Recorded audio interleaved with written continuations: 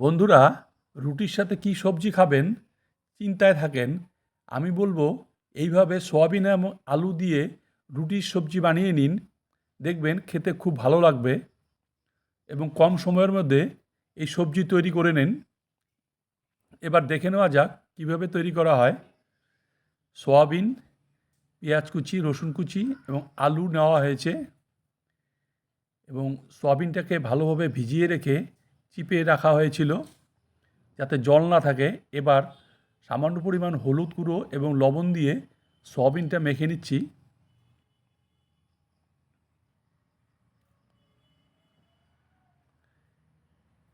এদিকে আরেকটি কড়াইতে সর্ষের তেল দিয়ে দিলাম।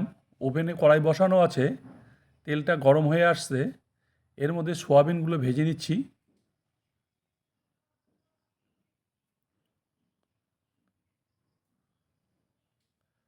সয়াবিনগুলো ভালোভাবে ভেজে নিতে হবে এবং সয়াবিনগুলো ভাজা হয়েছে। এবার সয়াবিনগুলো উঠিয়ে নেওয়া হচ্ছে। ওই কড়াইতে আর কিছুটা তেল দিয়ে দিলাম। এবার কেটে রাখা আলুগুলোকে ভেজে নিচ্ছি এবং একটু ভালোভাবে লাল করে ভেজে নিব। এদিকে সয়াবিনগুলোও সুন্দর ভাজা হয়েছে।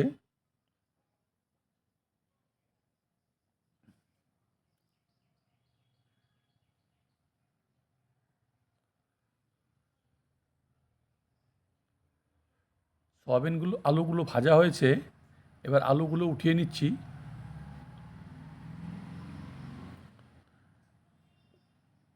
ওই কড়াইতে আর কিছুটা তেল দিয়ে দিলাম।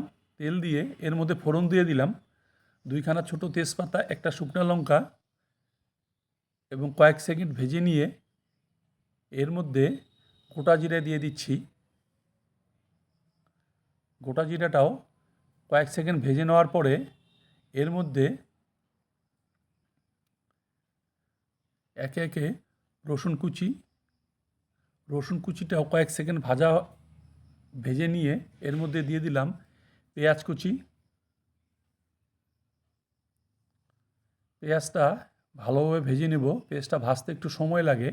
এর মধ্যে সামান্য পরিমাণ লবণ এবং হলুদ গুঁড়ো দিয়ে দিচ্ছি। মিনিট 2 থেকে 3 ভালোভাবে ভেজে নিতে হবে। কালারটা যখন লাল লাল হয়ে আসলো, এখন এর মধ্যে জিরা বাটা, লঙ্কা বাটা, পরিমাণ মতো হলুদ গুঁড়ো, লবণ এবং সামান্য পরিমাণ জল দিয়ে এই মশলাটাকে কষিয়ে নিব। মিনিট 1.5-2 ভালোভাবে কষিয়ে নেওয়া হবে।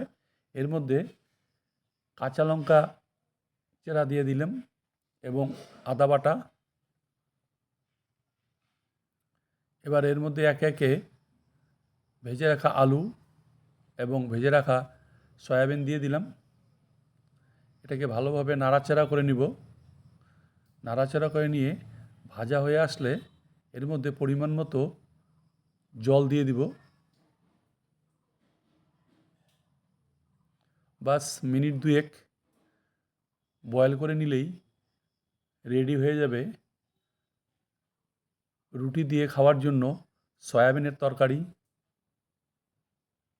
এর মধ্যে সামান্য পরিমাণ গরম মশলা দিয়ে দিলাম, গরম মশলার গুঁড়ো। এখন ওভেনটাকে বন্ধ করে দিয়ে এই সবজিটাকে নামিয়ে নিব।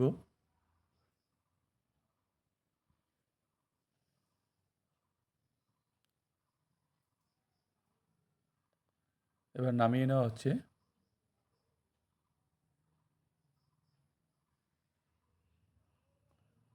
রেডি এবং রুটির সাথে খেতে ভালোই।